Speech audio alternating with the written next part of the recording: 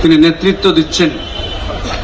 সম্মানীয় কল্যাণবাবু আছেন আমাদের রাজ্য। এই যে সরকার আপনারা সে দেখছেন, অনেকটা বিষয়ে স্নেহাশিস বাবু আপনাদের সামনে তুলে দিয়েছেন। 2014 সাল থেকে এই কেন্দ্রে যে বিজেপি সরকার আসার পরে কিভাবে একের পর এক তিনারা বিল নিয়ে আসছেন এবং মানুষের মধ্যে যে বিভাজনের যে রাজনীতি, সেই কাজটা তিনারা করছেন।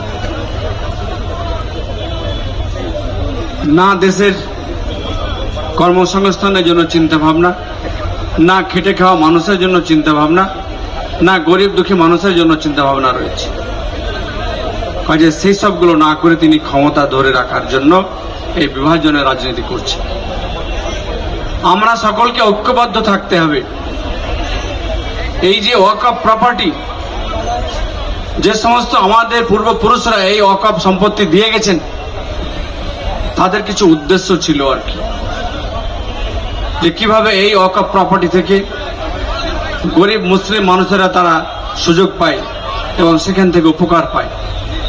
কিন্তু আজকে আমরা যদি দেখতে যাই, তাহলে ভারতবর্ষের তৃতীয়তম জায়গাতে এই ওয়াকফ প্রপার্টি রয়েছে, যেটা সংখ্যা অনেক অনেক বেশি।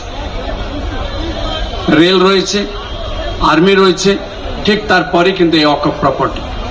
কাজে এই ওয়াকফ প্রপার্টির প্রতিবাদ যেভাবে জেপিসিতে আমাদের কল্যাণদা রক্ত দিয়ে প্রতিবাদ করছেন, আর আমরা রাস্তায় নেমে কিন্তু এর প্রতিবাদ রাখবো, এই কথা আমাদের সকলকে মনে রাখতে হবে। এই ভারতবর্ষের মানুষের এত অস্থিরতা এবং এত আশঙ্কা তৈরি হয়েছে, এর বিরুদ্ধে আমাদের জোটবদ্ধভাবে লড়তে হবে। আজকে জানেন আমরা কেন ভারতবর্ষ এত সুন্দর? 1947 সালে যখন দেশ স্বাধীন হয়, 1950 থেকে 1930 থেকে 50 আপনি খেয়াল করুন যে এই ভারতবর্ষের মতো দক্ষিণ পূর্ব এশিয়ায় আরো কতগুলো দেশ স্বাধীন হয়েছিল। ইন্দোনেশিয়া স্বাধীন হয়েছে।